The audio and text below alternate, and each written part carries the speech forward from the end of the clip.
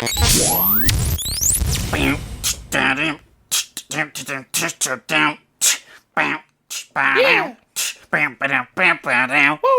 is a review Of Electric Boogaloo number 2. Yep, on the podcast. Oldie, but a goodie. 2. Electric Boogaloo. This is the second time we're visiting this movie series. Wow, in the same year. Wow. Wow, they filmed them back to back. Wow. Yes, and you can tell. Wow. Wow, everyone's tired in this movie. Wow. Wow. They ran out of ideas. Wow. Wow. Nah, it's pretty fun. For the second half. Yeah. Anyway, it's the podcast where you talk about movies from 1984 and the order they came out in. End of the year, this movie came out end of the year. But the problem 1984? Yeah, 84. Oh yeah, that's right. We're not at 1987 yet. Not yet. That is in 2 episodes. I'm already in 2001. I just want to leave 2020 as fast as possible. It's true. I mean, this is coming out a lot after we record it, and at that point, we will almost be 2021. That'd be a good time. Which is exciting, I guess. I can't wait. Can't wait for the year to just continue the same as it was in 2020. Yep, to get even worse somehow. Yeah. Give us money to do a live show that you can't come to because the world's shut. To raise $200,000. Yeah. For some reason, we can't just buy a new center with that much money. Yeah, first impressions of Breakin 2 Electric Boogaloo. Haha, got it. No. I have a more important thing to discuss, no. Sandro, just before we get into things. Now, you mentioned something that, just before we started, that I have a very strong opinion on. Oh, no. Because I thought it, as soon as you turned on your camera.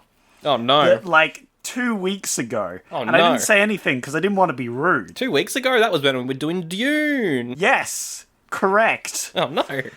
And I had that thought then, and I'm so glad you vindicated my thoughts by putting it up to a poll. Now, it is a known fact throughout the multiverse that Sandro is an almost identical double to Post Malone. This is not true. This is not true. You have almost exactly the same facial hair. It's uncanny. Well, that is true. You have the same sort of facial cheeks. You have the same cheeky boys. Do I? You have the same nose. Do Your I? eyes are a little different. Yeah, my eyes are, like, not stoned. Yes. That if you smoked a blunt, you would look exactly like Post Malone without the tattoos. My hair is very different, though. I guess the way that I hold my eyebrows are, and, like, my eyelids, they're always kind of, like, halfway down. Yeah. So it's almost exactly the same. The hair's the one thing that you got for yourself, but everything else is Post Malone for sure. Look, I was and I don't mean to pull I was here first cards, but I was creating content on the internet way before Post Malone came along. Whoa, so, shots fired. You gotta take that, Post Malone? Yeah, Post Malone, come on the show. We'll fight it out. Yeah, Post Malone. We'll have a rap battle between 2 rap gods. Nah, I'm sure he's a nice guy. Nah, he's a great guy. He is a great guy. Yeah. I like his works. I think they're great. Maybe not as good as yours, Sandro, but pretty close. The thing is, like, I put up a poll on Instagram, right? Being like, do I actually look like Post Malone? One of the only persons to vote for no, our good friend Ben Volchok. So thank you, Ben. Ben lives in the 90s. He doesn't even know what a Post Malone is. He probably doesn't. It probably doesn't. Unless Post Malone, like, shows up in some weird arty movie, Ben will have no idea who he is. That's a fact. Anyway, first impressions of Breakin 2. It's worse than the first one. Yep. All right, moving on from that segment. Yeah. Oh, yeah, if you haven't heard our first one yet, it's episode 70. Check it out for context. Because, I mean, maybe watch the first one. You don't have to watch this one, though. I don't know. Yeah. So, my thoughts is, the first one was really good, and this one is a good sequel. It's a good sequel, but a bad movie. It does some good things, but all the good things that it does, the first one did better, and yes, they make less sense in this one. Again, there's some dance sequences in this movie. My God, I hated the dance sequences. That just in the context of a story, what was happening? What? And I feel like the first half of the movie is just bleh. Kind of boring, yeah. I didn't like the first half at all. It got better in the second half. I'll give it that. The second half, I really got into it. Like, the music got better, the dance got better. Yeah. There was one scene again, the dance sequences I hated because in the first one, they were awesome. Yeah. It made good sense in the story. Because it's like dance battles, they're in the club dancer, they're out on the streets. Yeah, it makes sense. And it's like intense. Or it's like when we first see Turbo, he's like cleaning up the store, but he's dancing. Yeah. There's no one else dancing, it's just him. Yeah. In this one, we have a scene like that, which I also thought was okay. I liked the scene. Oh yeah, I know which one you mean. Yeah, that was pretty good. Yeah, like it was, like he has another solo dance. It was good. Yeah. Again, not as good as the first one though. Definitely I feel. not. Even though it was more flashy, more fancy. Yeah, it's definitely more impressive to watch, and I was like, oh, this is cool. But yeah, there's some sequences in this where they go full High School Musical, and I'm just like, ooh, tone it down. This was not the High School Musical. You didn't start off with the High School Musical. You shouldn't go into High School Musical. Exactly. You start at High School Musical. You don't end on High School Musical. No, you got to start there and continue that, which is a shame. And get out of there as soon as possible. Yeah. Now that first one's alright, I think, maybe. Haven't seen it in like 15 years. High School Musical's great. But there were a couple things that I noticed as soon as it started that I was like, I'm glad that this is the same. I'm glad that Special K still sounds like everything she says is dubbed over. Yes. And it's awkward as hell. It's great. I'm glad that every face Ozone does while he's dancing is weird. Yes. And cringy. Look, the three main characters were still good in this movie. Yeah. Well, still just as good, I would say. Special Yeah. K is, like, super awkward and weird throughout the franchise. And that's fine. Her character's there. She just feels out of place everywhere. And it doesn't matter where she is. She's just out of place. Ozone's great. I loved Ozone. I thought he was really good in this movie. Turbo is worse, I feel, in this movie. He's less annoying. He's less annoying, yeah. In the first one, a lot of the comedy comes from him. I don't know. I guess he's equal. Turbo's the same. He kind of had an arc in this. He has a small arc. I liked his arc.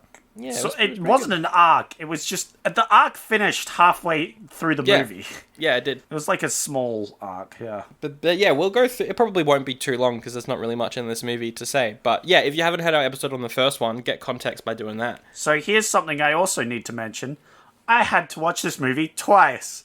And the reason for that is I forgot about it the first time. I watched the movie like the day before we were going to record, and then we had to cancel recording. Yeah. And so we did it next week. And by that time, I had pretty much forgotten the entire movie. Well, that's because like it's so similar to so many movies that you get mixed up. Yeah. Which is not the thing with the first one. I can remember so much about that first one so many months on. We're recording this, like, literally, like, 6 months later. I can still remember the scenes, the popping scenes, the popping music. Yeah. And this one, I was like, there was a wellness center, and they had to protect it. Yep. But then there was the evil bad guy. Yeah, I hate that there's a villain in this. Anyway, I guess there were villains in the first one, but it wasn't too. There was villain in the first one, but they felt very natural. Well, no, I hated the villains, if I remember. It's like the electric rock guys, and then also all the white people on the board. Yeah. Which is the same here, I guess, anyway. Look, I'll forgive the villain. I thought the story itself wasn't too bad, like the framework. Yeah. I liked the additions of, hey, they got a wellness center now. Hey, they're teaching dancing. Wow. Do you know what? I liked some of the new characters. I thought some of the new characters they added. I liked the guy that ran the center. I thought he was cool. I hated Rhonda and everything Rhonda did and said. That was garbage. And the Spanish dancer had one of the worst, like, always dubbed, and it sounded terrible.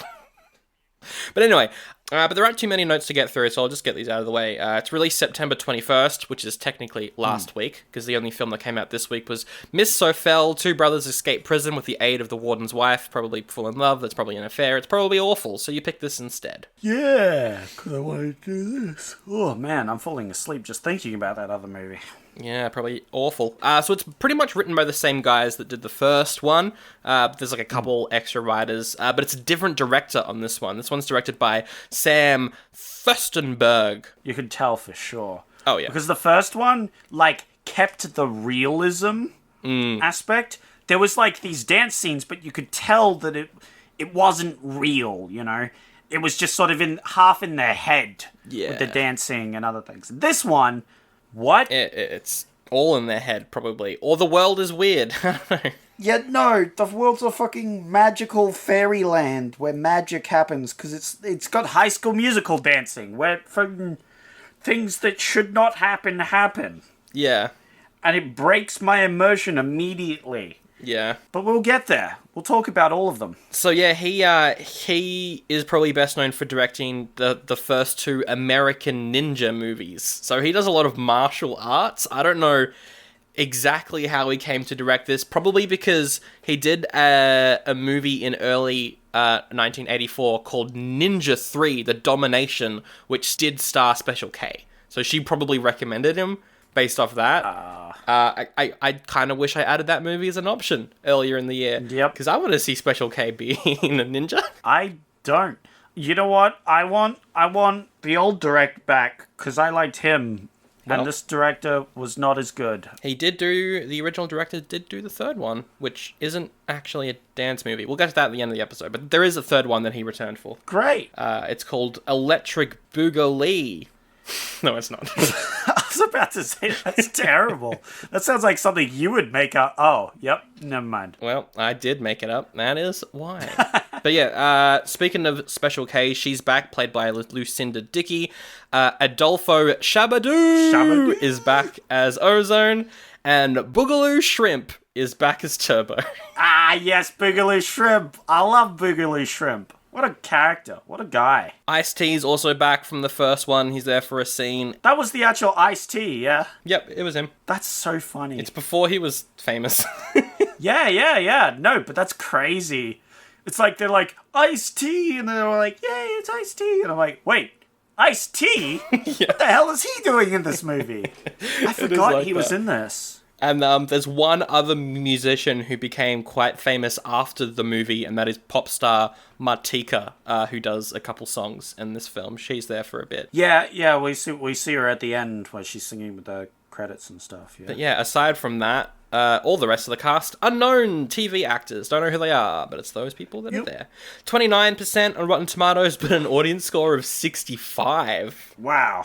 Like the first one, got a cult following, but mainly based off the name, not the movie. Because the first one had a cult following because it's actually kind of good. This one is called Electric Boogaloo. Yes, which is amazing. So, what was the score for the first one? I can't remember. Oh, I can't remember either. Let me look it up. Yeah. 33% critics, 72 audience. See, with the first one, I go with the audience. The second one, I go with the critics. Yeah, unfortunately. So the first one cost just over $1 million. I'd assume this cost the same because they were shot back to back. So probably. I don't know. There was a lot of effects though. There was that whole wellness center that they painted, and they had like trucks and like sets. It's like it feels like this cost like 2-3 million. Okay, yeah. Which is weird if they only spent 1 million on the first one. You know. Yeah, well, the first one's mainly like the streets and clubs and stuff, so yeah, that would make sense. Yeah. I'd say, yeah, maybe 2-3. The first one also made 39 million. So what do you think this one made? 11. A little bit higher, actually. Okay, 17. 15. There you go. So less than half that the first one made, but it still made money. Yeah, again, it's a lot worse for sure. Than the first one. I don't think it's an awful film. No. But it's definitely worse than its predecessor. Yeah, on a scale of films we've done this year, this is like a Dune. It's like a Dune. I enjoyed Dune more, but in terms of the quality, it's about that, probably. I think it's way worse than Dune. I love Dune. Dune was a trippy high that we traveled through David Lynch's mind palace. This movie could also be... Yeah, but like I would love to return to Dune and just, you know, enter his mind palace once again and watch this. This movie I don't want to watch ever again. Not because it's so bad, just because it's eh. Yeah. I don't know. I'd watch Breakin' 3 with the same characters, maybe. Oh yeah, I would go and watch Breakin' 3, but I don't know if I'd return to Breakin' 3. Oh, right. As in, yeah, I gotcha. All right. Yeah. We'll go through the movie. Obviously, it opens with dancing and graffiti font. Did you still like the graffiti font? I loved it, dude. I love Sans, but even worse than Sans. It is. Yeah, no, it is Comic Sans, but worse. Yes, it's Comic Sans, but worse, but it's a classic 90s trope. It's like that comic booky spray paint font. As soon as we started, it's confusing because apparently Special K is still auditioning for ballet/jazz. I feel like there's a bit of a time jump. Yeah. I'll forgive the movie for this. So she's been in her career for a while. She's not doing as well as she was when we last left her. They talk about how, they had going to auditions and stuff, and they're like, we'll call you in the morning. They make fun of that, which I thought was good. But yeah, they're not hanging out as much anymore.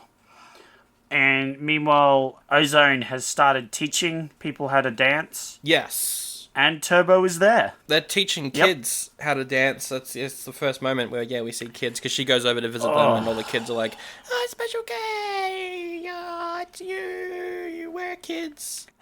And then to make it worse, personally, I hate this more than the kid actors. Some teens show up and are like, "Yo, Special K, how you doing?" And it's like, oh no. Oh god, it was so bad. It just got worse.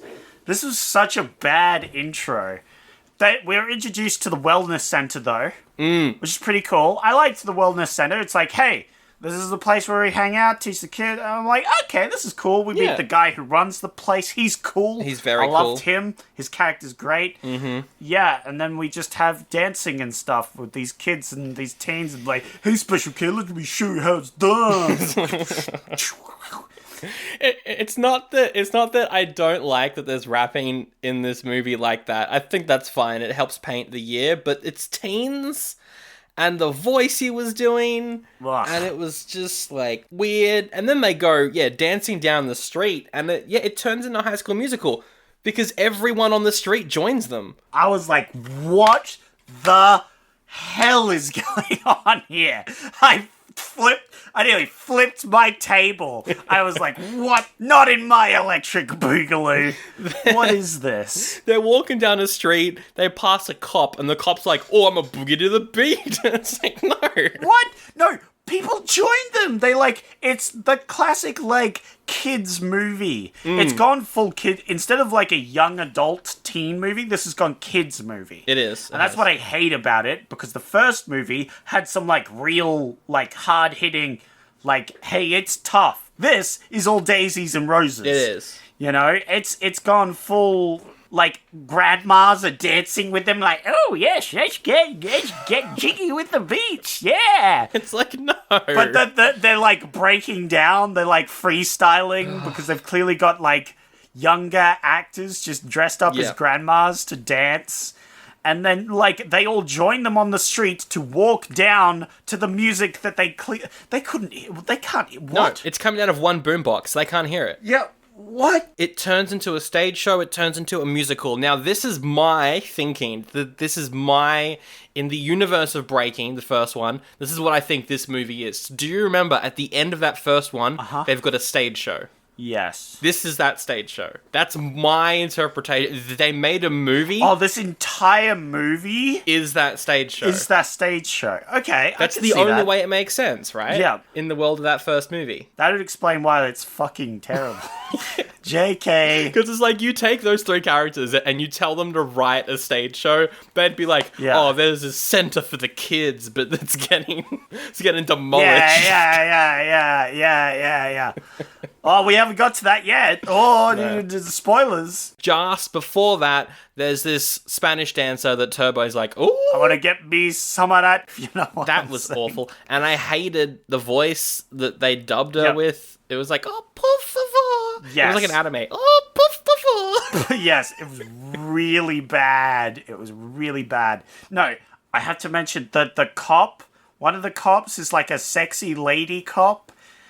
who's giving a guy a ticket, but then when the music comes, she starts doing dancing on the car, and then the car's like, oh yeah, he's got like hydraulics, so he's like bouncing to the beat. Yeah, it's bad. It's very bad. It is. And it really started this movie poorly, on like the wrong foot. It was terrible.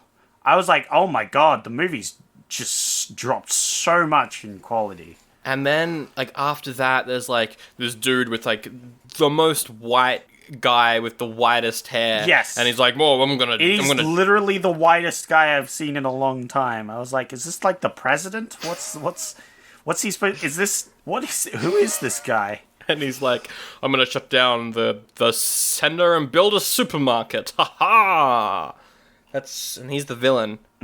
It's rough, because that is the point of the movie, is that the community center, the wellness center, it's fallen apart. So they're going to condemn the building and sell it to this supermarket guy. He's going to build a supermarket there, unless they can get the money to fix the building, which is, where the majority of the movie comes from. They've got to raise $200,000 in 30 days. Okay, so first off, it's obviously like a big number of money. Oh, they have to get this money.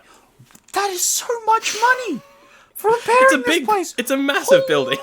It's very shite. You could go and build another wellness center, like another center to do this all with that much money. It also it looks like a castle. This community it's huge. center. It's like a converted museum or something. Yeah, it's massive. You don't need something that big. Jeez Louise. I mean, obviously they want to keep it because it's great. It's huge. It's got all these things, but that's so much money.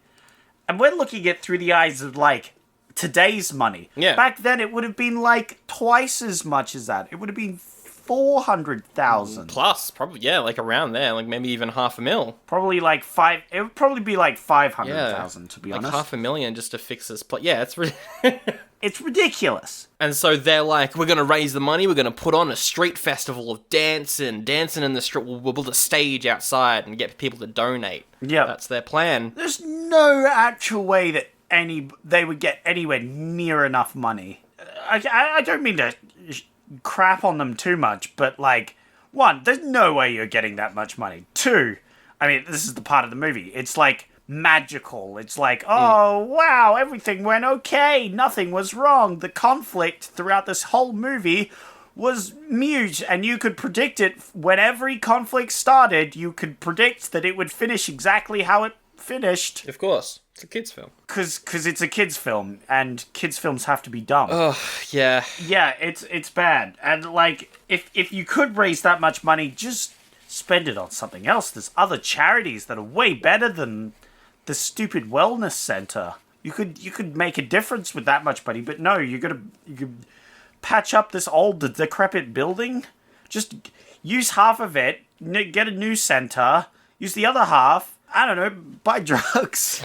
Sure. I mean, that's what they're trying not to do with the kids, but okay. Yeah, we can do that. Yes. I mean, you've got $100,000. You could do a lot with that. There's so much other things you could do with that money. The other thing that really confused me at the start of this movie, granted, we're probably half an hour into the movie at this point, but they introduced the whole wellness center that they've got to raise all this money, but then they also have opposition dance team from the first movie, Electro Rock, trying to pick dance fights with the main crew, and that doesn't go anywhere. There's just a couple dance battles at the start of this movie, and it's but why? Yeah, I have nothing to add. I'm yeah. What other plot points are there? Oh, Ozone's ex, Rhonda, wants to get back with Ozone, but the problem is Kelly's hanging around. She's awful. She's she's meant to be an awful character, but she's not meant to be that bad, but she is that bad. She's just a horrible person throughout. She has no redeeming qualities whatsoever, and Ozone should, kick her out, banish her. I thought she was going to get, Ozone was leave and never come back, sort of thing, you know? Nope. She stays. She's cool. She just, bullies out the main character, and then tries to fight her. Oh, there's one line where she confronts Ozone and is like, you know what? The only thing I want you to do is stay away from her. Boo, boo, boo, I'm gonna run off. And then Ozone's response is he turns to the camera and he's like, man, girls are whack. Girls be whack. And then the other storyline is, Turbo's got a crush, and so he asks Ozone for help on how to dance with her? Yep. Yep. But he knows how to dance. Yep. Question mark? They have a pretty silly dance scene. I like this dance scene where they, I guess it's not so much dance he needs to teach you with, it's like how to dance with a girl, And so Ozone teaches him the dance and the moves, and they use a doll. There's a doll nearby. Yep. And so they dance with that, and it's great. But the thing is, they dance with the doll, but they imagine that they're dancing with the person. Yep. But Yep. then Turbo imagines that Ozone's dancing with the Spanish woman, so he gets jealous and grabs the doll off him. And then they fight over the doll and tear it to bits. Yeah. And then they dance with each other, which was pretty funny. Yeah. And then they started dancing with each other, which was great. I loved it. So, while all that's going on, Kelly's auditioning for this job in Paris. Another great quote is when her parents are like, oh, why is my daughter still hanging out with Bozo and Turbine? I was like, that was a pretty funny line. Oh god, that that was good. Like the mistranslation of their street names. That's good. Okay, let's talk about the parents. One, the dad is a complete asshat. Yep. And then turns on a dime at the end because of course he did. But it was such a terrible turn on a dime. Yeah, he's watching the news and being like, oh, my daughter really fights for what she believes. What? She's been doing that the whole fucking movie. And then he's just like, oh, well, now it's on television. It's real, I guess. I'm gonna be supportive now. Yeah, he's a terrible character. The mum is just like... I like the mum. I liked the mum. The mum's, like, judgmental and, like, doesn't want the daughter. But she's supportive, whatever, I guess. Apparently she's a terrible cook. Oh, yeah, and an awful cook. Hey, but she tries, and that's the point, whereas the dad doesn't. I love, though, every scene when we're in their house, the movie's like, look at this white family with their white house and their white cat, and they're eating white food. It's like... Yeah. They kind of color code everything. It's really funny. Yeah. But the crew they go to her parents to ask them for money to help out with the building, and they're like, no, how dare you? Boo. They bring back the lawyer fiance from that first movie. Yeah, oh god. But he had like 2 scenes in this movie and was gone. Yeah. He was such a dick throughout. But anyway, there's a scene we were talking about earlier, which is the real like magicness of the movie, where Turbo is dancing in a room and he dances up the walls and he's dancing on the roof. Because the room is spinning around, he's dancing on it. It's pretty cool. Except we don't see it spinning. It's just like he starts dancing and then he starts like climbing the walls for no particular reason, and we're like, oh, Turbo's magic now. Yeah, well, because he's dreaming, right? Oh no, wait, she walks in. Yeah, and sees it. So can he do that? It could still be a dream, right? Guess he's just dreaming that she came in, but like, yeah, no, it's a cool scene, because, like, obviously it would have been quite tricky to, like, pull that off with a low budget. Yeah. So it's a very cool scene where he dances around. I liked it. I liked it a lot. I did. Although, yes, it doesn't make any sense. But this is the kind of magic that was in the first one. Yeah. Where, like, things happen when they're dancing and stuff, and it's just like, whoa. It doesn't involve, hundreds of other people joining in with the dance, because we're all united, we're all having a good... It doesn't go High School Musical. It's just one person dancing, and then stuff happens around them, and you're like, whoa. Yeah, exactly. I don't know, I like this scene, but... Yeah, it's a good scene. It was good. And obviously, like, he's probably the best dancer in the movie as well, Turbo, in my opinion. Yeah. I like Ozone. Yeah. But maybe that's because I like his character more than his dancing. Like, Ozone has a better character. Yeah. But Turbo has better dancing. Yeah, agreed. Which both make them pretty decent. And Special K has neither. No, Special K... Well, that's the problem, right? In the first one, it's all about her trying to combine breakdancing with... like classical ballet. Yes. And that's why the first one's great. In this one, she's just breakdancing. There's none of that. Yeah, she doesn't have any character arc in this movie. No. She has 0. She has oh, I've been invited to Paris, but I won't go because I like my friends. That's it. That's what happens. That's her entire arc in this movie, and from step one, you know she's not going to go to Paris. Yeah, it's like, oh, she got an audition, but she's got to go to Paris, and she's like, oh, well, what will Ozone think? It's like, obviously, yeah, she's going to stay. Yeah. But, like, they do try and fake it out a bit and go, well, I guess I'll go accept it. And she goes on the phone and accepts it. So that was alright, I guess. Like, they try and fake it out a bit, but very obviously she's staying. Like, no... The 2-year-old in the audience is like, yeah, she's definitely staying to help her friends. Of course. You know? Yeah, I know this because I have lived more than 1 year on this planet. Yeah. So I can fucking understand that this movie's gonna have no repercussions whatsoever. Yeah. Her arc in this movie, not very good. Also, they try to do a romance arc with her and Ozone, but once again, they never finish it. They will never have a relationship, ever. Because in the first one, it's like, will they? No. Second one, they're pushing this pretty strong. No, they're not gonna. Okay. No, it's really annoying because that would be a great thing to expand on the first movie. Go like, hey, they didn't quite get together in the first movie. Here they are together now. And nope. We just gotta redo the first one, which is the problem with sequels. Yeah, it's the same. Yeah, it's like, that was my biggest issue with Ghostbusters 2. It's here as well. It's in all these sequels from this time. It's so annoying. They go to a club and there's this dude who's dancing in a baby mask. What do you think of that? Yeah, what the fuck was that? He comes back at the end.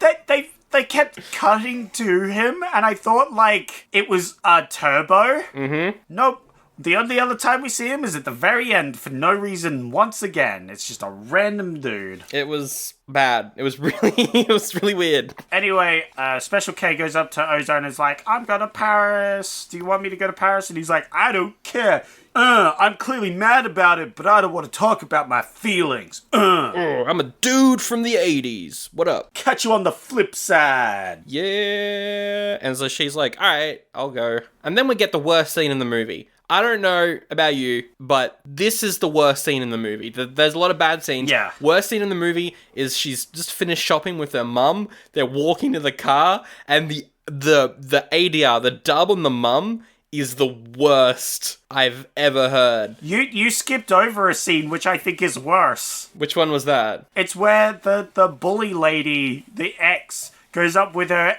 girlfriends and is like, that didn't go so well with Ozone, huh? You better stay out of this area, punk. That was also pretty bad. Look, there's a lot of bad scenes. Yeah, look, that for me was absolutely the worst. Because then she's like, oh, I guess I'll go call up the production and tell them I'll take the job in Paris because I'm not welcome here anymore. Yeah. She's with her mum. She packs up all her bags. She has to go. Then what happens? We get a scene where Ozone's dancing on the roof of the center. Yes. To a song called Electric Boogaloo. Oh, yes, it was the Electric Boogaloo. Oh, by the way, the songs got better halfway through. The first starting songs I hated. Sorry, I had to talk. Let's talk about the music, because the music's iconic. Yeah. Of the first movie. The first movie, the music was bangers. Yeah. This movie, the music was nowhere near as good, I felt. There was some good songs. Yeah. But the first starting songs I did not like. Especially the dance scene one. I was like, eh. I think the problem is that the songs in this movie were created for this movie. Yeah. A lot of them were made for this movie, and I think that made it bad. Because in the first one, it was like actual, like, popular dance music. And this one, it's like, Ice-T made a song about the movie. It's a song about Electric Boogaloo. It's like, eh. What else happens though? There's not too much more going on. Yeah, so we see scenes of the like evil bad guy going, wow, we gotta build this place, and then you've got the government guy. He's like, I guess we gotta knock down this building. I'm gonna advocate for you to the local council. Don't worry, I'll do it, boss. And the local council's like, this keeps the kids off the street though. I don't know. Kind of don't want to do it. And so I like the local council because they're like, hey, we don't want to do it, but this $1 million corporation's come. They're very realistic. Yeah. It's the most realistic part of the movie. But the lady's nice. She's like, hey, I don't want to destroy your building. Yeah. But they're coming in with $1 million company. You're going to buy out this building. If you don't fix it, get it up to safety codes, we're going to have to let them do that. Yeah, because at this point, they haven't raised the money in time, and so they're asked to leave. They got a couple weeks to get out. Yep. We see them getting ready to demolish the place. They got workers outside of the place. But it's time for some dance harassment. Turbo's going up. Whoa, you taking pictures? And he's like, no, we're just surveying. We got the little thing out. There's like a box. Yeah. And someone grabs the box and they're like dancing around. And the guys are like, hey, give that back. Wow, we need that to demolish your home. Wow. Yeah. They're Christopher Walken, by the way. And so the Christopher Walkens chase after the guy, but he dances around them. And then chucks it to Turbo, and Turbo grabs it, and he's like, whoa, can't catch me, my moves are too slick. And so then he runs. Yes. And they're like, wow, come back here. Yes. Can we talk about the song that he did, though? Oh, yeah, what was the song? I got your lunchbox. I got your... Oh, yeah, that was it. I got your lunchbox. I got your lunchbox. Oh, God. Yeah, as he's dancing away, and then he runs like he's taunting them. Yes, he's taunting them, and then they're like, "Don't taunt us!" And then they chase him, and then Turbo jumps down some stairs and fucking goes unconscious as he rails down the stairs, which I full on laughed at. I was like, "Oh, it was so dumb." That's what's weird because it feels like a comedic moment because you see this body fall down this massive flight of stairs. But then it ends and he's bleeding and you're like, well, that was abrupt and weird. No, I feel like that was supposed to be a dramatic moment, but it's so bad it's funny because it doesn't suit the like tone of the movie at all. To be honest, he was harassing people, so... It's the 5-year-old in the audience going, oh no, I hope Turbo's okay. Like they're gonna fucking kill a person in this children's movie. But then... They all go. This is where it gets even worse. I hated So they all go to hospital. So first, Ozone tells Kelly, "Hey, he's in the hospital," and Kelly's like, "Oh no, I'm gonna cancel my audition. I can't let Turbo. I can't go while Turbo's in trouble. This is the way of the movie getting me back here and not making me leave." Mm-hmm. And so they go and check on Turbo. So she has to cancel her flights because her flights to Paris are today. So she's like, nope, I got to check on Turbo, see if he's okay. Yep. So she cancels her flight and her job to go see Turbo in hospital. Thank God he fell down a flight of stairs. Am I right? They show up and the Spanish girl is there. The Spanish girl is in a closet for no reason. It's no explanation at all why she's hiding in the closet. She just pops out of the closet. They go, why was she hiding in the closet? And then she kisses Turbo, which of course wakes him up. That wakes him up. And then Ozone and Kelly and Special K, I mean, they get stethoscope. They pretend like they're doctors, but like dancing doctors. Yes, and they all start dancing. And then the entire hospital starts to dance with them. And so this includes the 4 sexy nurses that pop out of one of the doors. The sexy Halloween costume nurses. Yes, which is like, oh my God, that's bad. But then also the patients who have broken legs or are in wheelchairs, they spring up and just start doing flips and dancing and stuff. I hated that. Because dancing cures broken legs, apparently. But not Turbo. Turbo's still on the bed. They're rolling the bed around. Oh my God, but like, what? I don't know. We see this guy who's in surgery die. We see this patient die. Yes. And then the doctors are like, oh no, we killed, like, this guy died. And then they start dancing. And then the patient that died comes back to life. And also starts dancing. Yes. I'm like, what? And also, like, wouldn't it be insulting if you were in a wheelchair and a guy you were talking with crutches, and then people just come along and dancing and flicking up their legs like, hey, look at our legs, they work. Unlike yours, you cripple. They do that. That is exactly what they do. And then to make it worse, they're like, oh, and now they can dance as well. Through the power of dance, these people, who are stuck in wheelchairs. Oh my god, it's insulting. It's terrible. It's awful. And it goes on for... It's one of those you've got to see it to believe it's seen. So look up Breakin 2 Hospital Dance and watch it, and you will know just how terrible it is. It's really bad. I am so glad that wasn't in the first one, because, oof. Yeah, it was awful. Again, it's to do with the director and how he's, like, got these, like, High School Musical-esque performances, and they're bad. Yeah. They didn't suit this series of movies. So the final moment of the movie, the final story point happens now. You know, Turbo's out of the hospital. No, he escapes the hospital. Oh, I forgot about the escape. No, yeah. See, this is why I rewatched the movie, Sandro, because there's so many bad scenes that you forget. So, to get out of the hospital, he's literally in bed with, like, an broken arm and broken leg. They won't let him out. No. But he has to get to the freaking center to dance so that they can make enough money. What? You have a broken leg and an arm, but a broken leg. You cannot go and help dance. He literally says the line, these legs aren't meant to be in casts. They're meant to be dancing on the street. It's like, mate, your legs are broken. I mean, they can cure crippled people. I'm sure with a little bit of dancing, they can just saw that leg brace right off and get dancing. Anyway, so he tries to communicate with his Spanish girlfriend that he wants to leave. And she's just there going, oh, por favor. It's like, fuck, this is awful. No, Levy. It is actually terrible. Yeah, it's offensive. And then they leave together, but they can't leave because there's too many doctors and stuff around. So they hop into a supply closet, and Turbo hops in like a cloth cart full of dirty washing. By the way, not a great way to leave. Terrible. Because all that dirty washing's probably diseased because loads of patients that have diseases in a hospital have been wearing them. You're right. And she wears like a assistant uniform, like just another smock, like a nurse or something.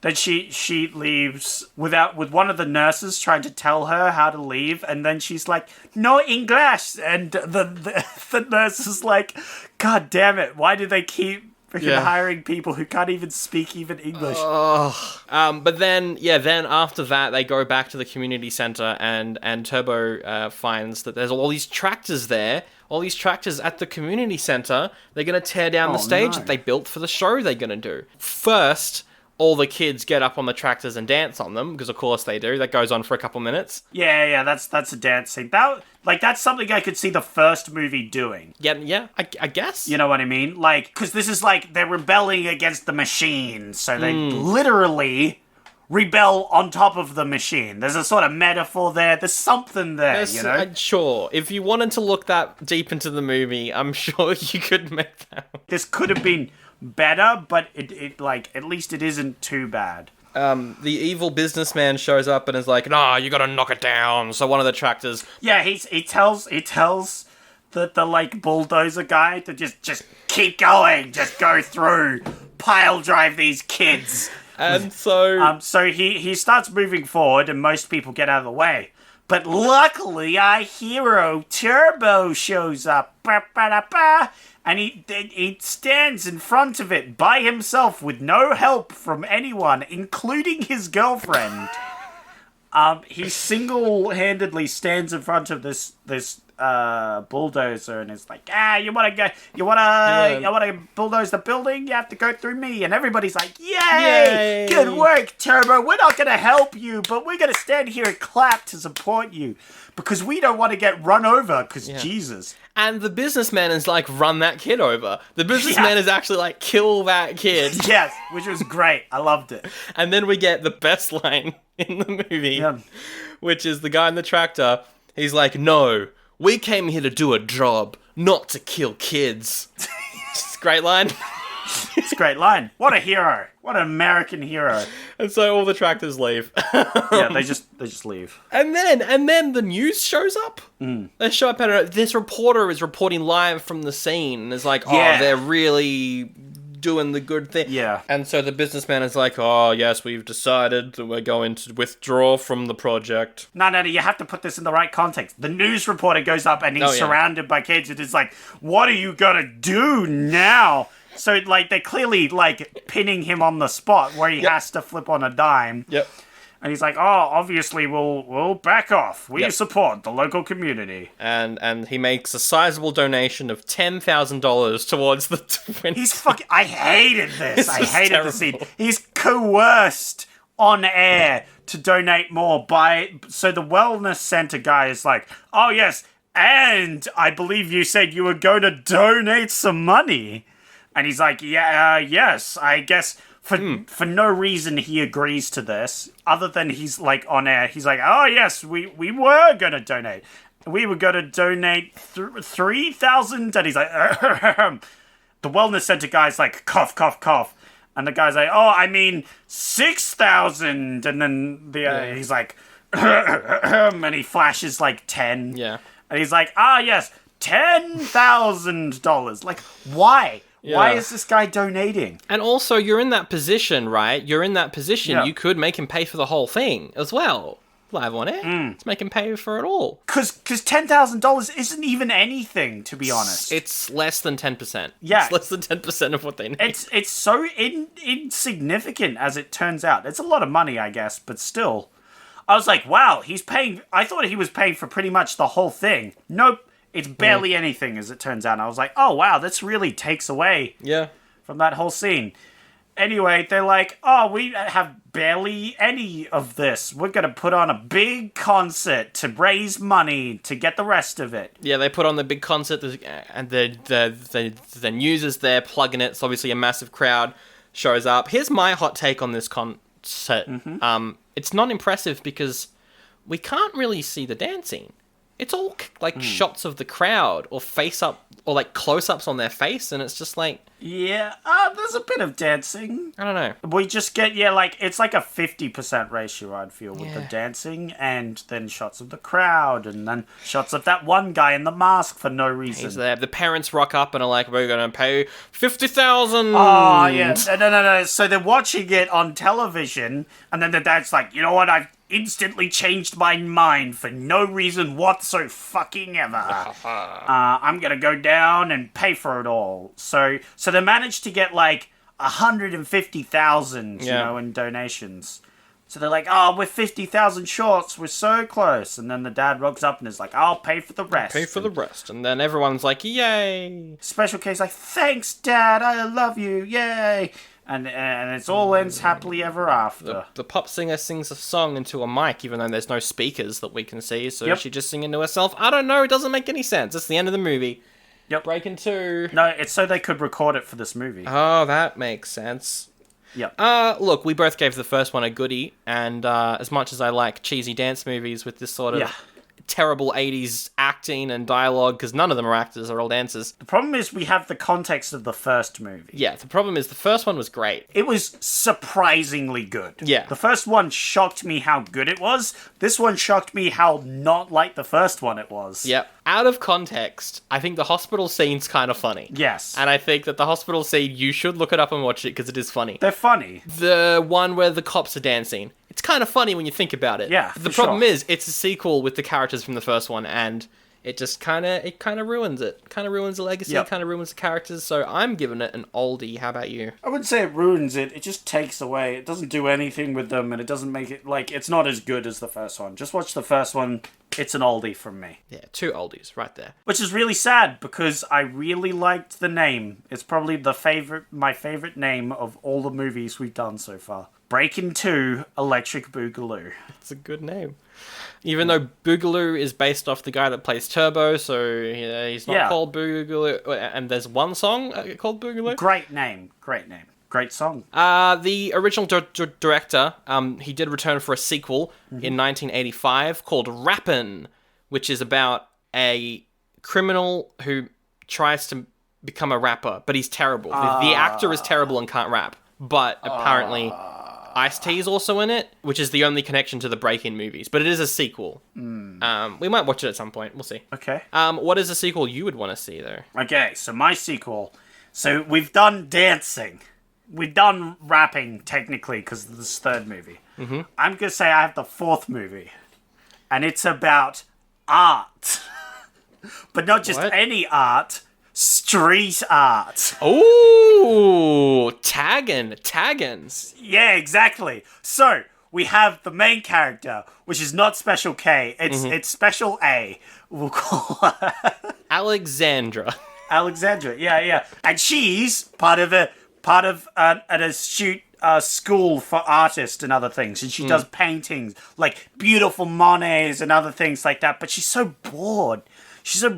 Like, whenever she's sitting there, you can see she's got that, like, hand under her cheek, like, so bored as she's painting. And everybody's, like, it's in that room where they've got, like, a thing in the middle and they're all painting the same thing. Yeah. And everybody else is having a good time. And, like, people come around and go, wow, that's so much better than mine. And she's like, I guess. She goes outside and she immediately just chucks it in the first bin that's on the street. This is so cliche and I hate it, but also I would love to watch this. Yeah. She's like, she's walking along, but then she gets passed by some ruffians. They, like, nudge her, they, like, push past her and, like, push her shoulder out of the way. And she's like, hey, watch it! And then these guys go, yeah, whatever, man. Yeah. And they go onto the street, and then they just start spraying the like, school building. And they, like, tag it, and she watches them, and it cuts back and forth between her going, huh, whoa, and them just going, shh, shh, shh. And then, of course, it cuts to the end, and it sees the like, full tag, and she's like, whoa, that looks awesome. And then the teacher comes out. It's like, what are you doing, you ruffians? Get out of here. And they're like, ha! She chases them with a broom. Broom. Yeah, she's got a broom. Yeah. Of course, she gives up her life of artist to go on the streets to tag things, and she becomes the leader of a gang. Yep. She shows them how to do big, like, lifelike painting stuff. And they teach her to do a tag. Yeah. You know, and they sort of swap their skills, and it's for the betterment of both of them. Tagging. All right, not too bad. Yeah, I was kind of inspired with that one. That sounds kind of familiar, but... It's the most cliched thing I could think of. I just got every cliche possible, so, you know. So my idea is I really want to see what Kelly would do in Paris, because she's awkward everywhere that she goes. But in Paris, I feel like Kelly would be so out of her depth that it would be amazing. So after the events of this movie, she does end up going to Paris for that job. That's where she meets Le Ozone and Le Terrible. Well, that's what I was going to do, is I was going to, like, try and find some way to get them to go with her. Like, maybe they're... No. She meets, like, break dancers, but they're the bad French version of them. Because that was an idea that I had, but, like, I was also like, it could be really funny to see those three just get up to antics in Paris, and everyone's really serious. So maybe what happens actually is that they go to Paris and they meet a trio that's almost identical to them. Yeah, like an identical trio. Yeah. You've got... Well, maybe it is, like, a Bozo, Turbine... And some other silly name for Special K. Yeah. Yeah, and they're doing, like, the French version of breakdancing, which is a little bit more different. What is it? It can't be ballet. Maybe, like, contemporary, like art dance, maybe. Yeah, what's it called? What's the cereal called? Cornflakes. She's called Cornflakes. Okay. Cool. Yep, alright, cool. Yeah. Bozo, Turbine, and Cornflakes versus Special K. And Turbo. And it's called Breakin 3, Back in the Habit. Ooh. Because they have to go to a habit. Yeah. Well, there we go. Let's wrap this up with a very quick round of the next segment. Welcome to... That's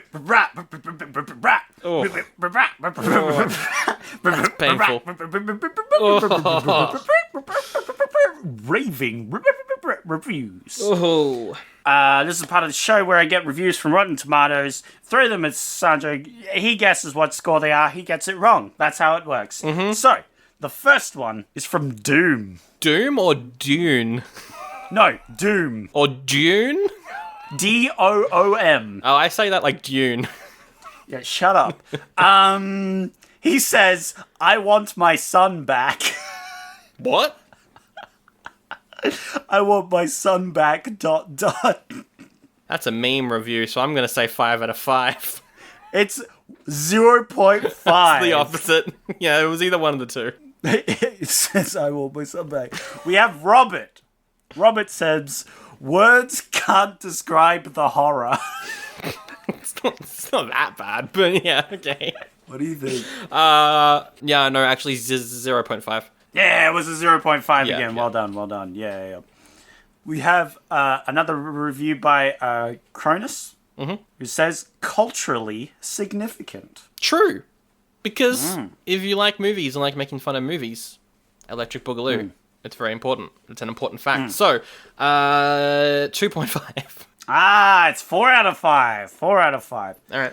He's a big fan. Bobby says, not loving this one as much. Yeah, agreed. 2. 2.5. That was the 2.5er. We have Steven, who says, can't believe I enjoyed this as a kid. This is very much a kid's movie. That might be the 2, actually. Nah, that's a 1. That's a 1 out of 5. All right. And then finally we have Andrew, who says, 3 stars for the movie, 1.5 stars for Electric Boogaloo in the title. So it's 3.5. Oh, no, it's 4.5 stars. Are you going to get 4.5 stars? Well, 3 stars for that, 1.5 for, 4 out of, 4. Yeah, it's 4.5 stars. If it wasn't, I would be mad. Yes. Well, that was a great review to end the year on, as it pretty much sums up what most No. reviews were. There's actually one more review. Oh, no. It's from Matt, and it says, Electric Boogaloo. Breakin 2, Electric Boogaloo 2, Electric Boogaloo. Nope, it just says Electric Boogaloo. I know, I just said a better review. 5 out of 5. Yep. It's 3 out of 5. There we go, and that's the one to end it on. That is the final moment of the year. Thank you so much for listening this year.